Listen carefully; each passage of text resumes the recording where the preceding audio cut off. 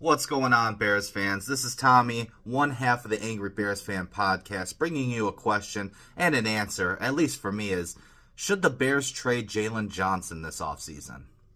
Now, I know what you're thinking. Tommy, you must be out of your fucking mind. How could you possibly trade our number one corner who was locked down last year when healthy? And the answer for me is at least I wouldn't be surprised when I do it. Maybe.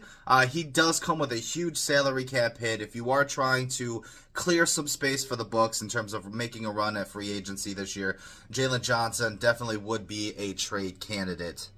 One of the reasons being is he's a Matt Eberflus guy. Dennis Allen didn't bring him on.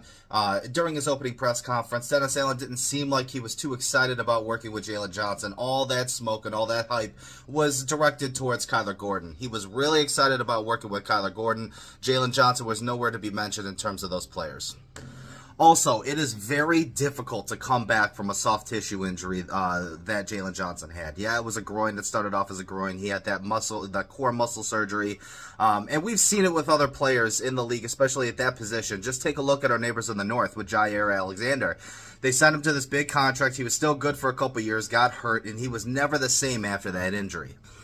In that position, there is a lot of cuts, a lot of running, a lot of movement, stuff like that. When you have that core muscle injury in the groin, it does seem to be a little bit more difficult to come back from that injury and be the same type of player that you once were.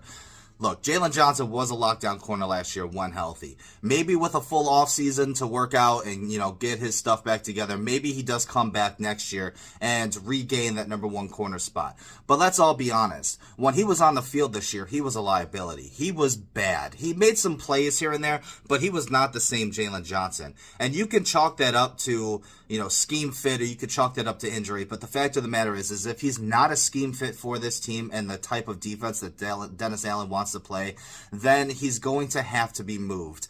That's a $26 million cap hit or $25 million cap hit or whatever it is for Jaylon Johnson, and that's just a lot for a guy that's going to be a liability in coverage.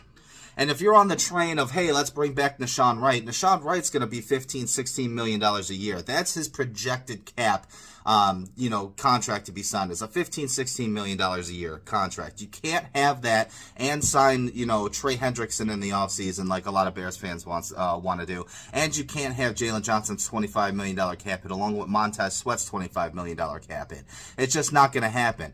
So realistically, what can you get for Jaylon Johnson? I don't know. It is a very distinct possibility that they could possibly trade him. I would not be surprised.